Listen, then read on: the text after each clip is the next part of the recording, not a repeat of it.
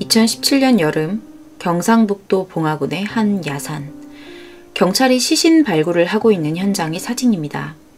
이날 이곳에서는 한 구의 여성 시신이 발견되었습니다. 인적 드문 야산에서 경찰에 의해 발견된 여성의 시신. 이것이 의미하는 것은 무엇일까요? 무언가 섬뜩한 사건이 벌어졌음을 직감할 수 있었습니다. 이전에 다뤘던 컨텐츠 중에서 기계교 살인 사건을 보신 분들이 계실 텐데요.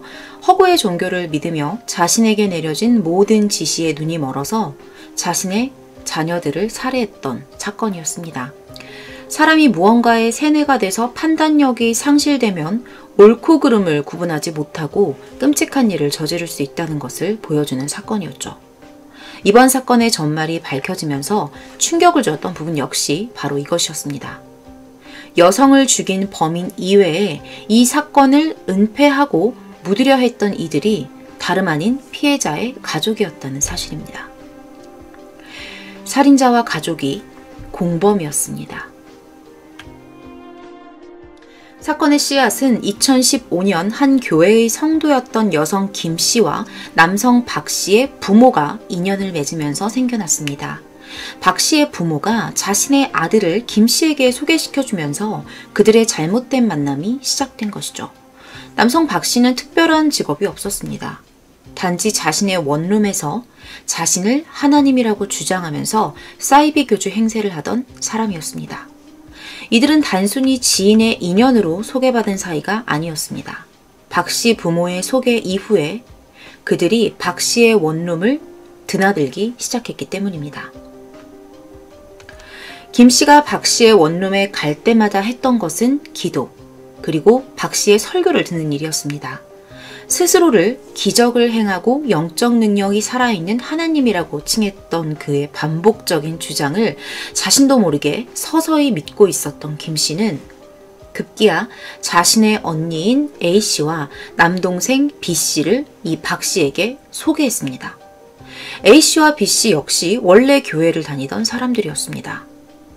사이비 종교의 특징은 기존의 교리를 아주 교묘하게 조작을 해서 사람을 현혹시킨다는 것에 있죠. 결국 그들도 박 씨를 자신들의 주님으로 모시기 시작했습니다. 박 씨의 부모와 아내, 그리고 김 씨와 그들의 남매까지 이들 6사람은 박 씨의 원룸에서 은밀한 만남을 이어가기 시작했습니다.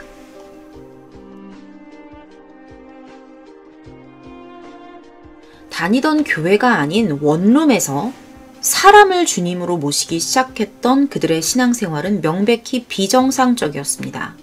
신도들이 잠을 잘 수 있는 시간을 고작 2시간에서 4시간 뿐이었고 남은 20시간 동안에는 온전히 기도를 하거나 교주의 설교를 들어야만 했던 거죠. 이 신앙생활에 들이는 시간이 많다고 해서 이것을 비정상적이다라고 말할 수는 없을 것입니다. 하지만 그들의 신앙생활이 비정상적이었던 이유는 이것이 강요에 의한 것이었고 교주의 뜻대로 이루어지지 않았을 때 따라오는 극심한 폭력 때문이었습니다. 장시간 동안 이어지는 기도에 자세가 조금만 흐트러지더라도 그들은 귀신 들린 사람 취급을 받으며 교주에게 맞았습니다. 믿음이 부족하고 귀신이 들어 순종하지 않는다. 라는 것이 이 폭력의 이유였습니다. 원산 폭격을 하라고 명령했고요. 심지어 옷을 벗은 상태로 칼날에 앉아라. 이런 식으로 위협까지 했다고 해요. 교주는요, 키가 180cm, 몸무게는 100kg이 넘는 거구의 사람이었습니다. 맞는 사람이 벽에 부딪힐 정도로 폭행을 하기도 했습니다. 그들 중에 남들보다는 왜소한 체격이었던 김 씨의 언니 A 씨는 교주의 체벌을 견디다 못해 결국 대소변을 가리지 못할 정도로 심각해지기 시작했습니다.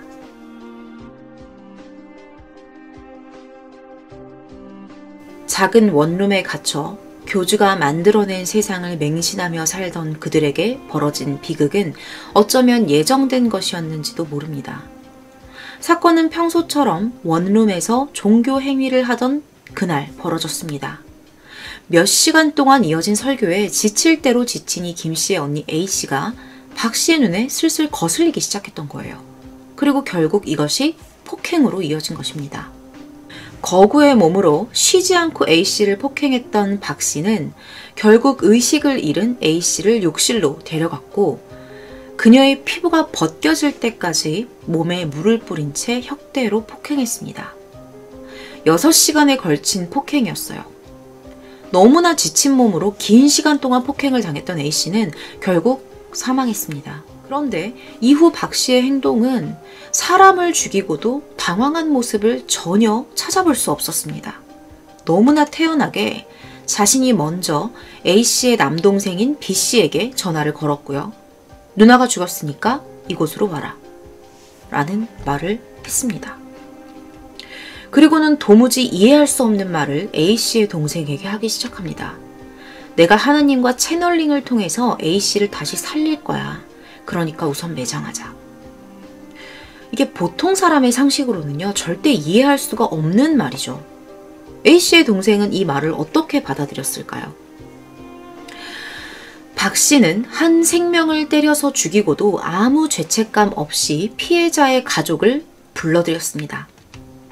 이런 행동을 할 수 있었던 것은 이미 교주인 박씨 스스로도 이 A씨 남매들이 자신의 말을 맹신하고 있으며 그것을 악용해도 된다고 생각했기 때문일 것입니다. 이미 사망한 A씨의 여동생은 언니가 맞아 죽는 과정을 모두 지켜봤으면서도 너희 노모가 이걸 알면 충격을 받을 테니 알리지 말자 라는 이 박씨의 말을 믿고 정말 노모에게 이 사실을 알리지 않았고요. 심지어 자신의 언니를 암매장하는 일에 가담했습니다. 남동생 역시 누나의 죽음이 하나님의 심판이라는 교주의 말을 그대로 믿고 암매장에 가담했습니다.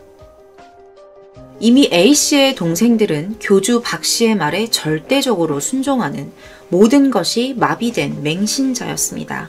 더 이상 교주가 그들에게 못할 짓은 아무것도 없었습니다. 그들은 A씨의 사망 이후에도 계속해서 예배를 이어가면서 기도를 하면 살릴 수 있다 라는 교주의 말이 정말 이루어질 것이라고 믿었습니다. 하지만 아무리 기도를 이어가도 A씨는 살아 돌아오지 않았고요. 교주의 폭행은 날이 갈수록 심해졌습니다. 이제는 맹신의 상태를 뛰어넘을 정도의 고통을 느끼기 시작해요. 이 남매들이. 그래서 결국에는 같이 지냈던 원룸에서 탈출을 하게 됩니다. 곳곳을 떠돌아다니던 이 남매는 부산 경찰에 폭행, 살해, 암매장 사실을 신고했습니다. 신고를 받은 경찰은 박 씨의 원룸에 잠복해 있다가 집으로 돌아온 그를 검거했습니다. 이미 이 박 씨는요, 다른 여성들에게도 교주 행세를 하고 있었어요. 이 남매들 뿐만이 아니었던 거죠. 자신의 범행을 부인했던 박 씨는 경찰이 내민 명백한 증거에 결국 자백했습니다. 그는 범행 동기에 결국 돈은 없었다 라고 했지만 이미 여신도들에게 불우이웃 돕기 등 어떤 그럴듯한 명목으로 수천만 원을 갈취했었다는 사실이 다 드러났어요. 물론 그 돈은 다 개인적으로 사용이 되었습니다. 사체 유기에 가담한 교주의 부모와 아내 그리고 피해자의 동생들은 징역 3년, 2년 6개월을 선고받았습니다. 재판 과정에서 박 씨는 자신의 살해 혐의를 부인하고 오히려 피해자의 가족을 범인으로 지목하기도 했습니다.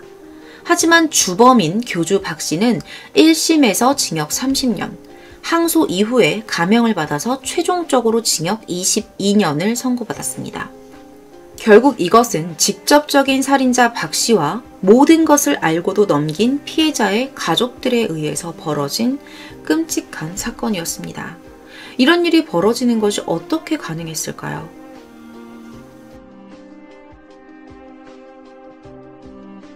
여동생 김 씨는 경찰에서 이런 말을 합니다. 박 씨가 자신의 사정을 다 알고 있는 것 같아서 믿을 수밖에 없었다는 것이죠. 보통 이렇게 사이비 종교에 빠지는 신도들은 공통적으로 이 내면에 결핍이 자리 잡고 있다고 합니다. 한편 사이비 종교의 특징은 포교 대상자의 이러한 결핍을 채워주는 과정을 반드시 그것도 아주 집중적으로 실행을 하죠. 이렇게 결핍이 해소가 되고 나면 결국 그들은 자신이 속한 사이비 단체의 구성원이 되고요. 그 단체가 자신의 실제 가족 공동체보다도 더 우위에 있는 공동체라고 여기게 되면서 그 안에서 정신적인 안정감을 얻게 된다고 합니다. 그리고 서서히 그 단체에 세뇌되고 중독되어 정상적인 사고를 할 수 없게 됩니다.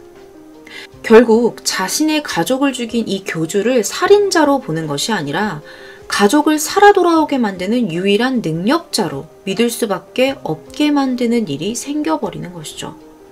그러니까 기도로 사람을 다시 살릴 수 있다는 말을 믿을 수 있었겠죠. 비록 박 씨의 예배는 작은 원룸에서 행해졌지만 겉으로 보이는 규모만 작을 뿐 사이비 종교의 특징과 위험성을 모두 갖추고 있었습니다. 독은 그 자체로 독인 것처럼 그 규모가 작다고 해서 그 위험성까지 작아지는 것은 아니었습니다. 이번 사건은 2016년 4월에 발생한 사이비 종교 여신도 암매장 살인사건이었습니다.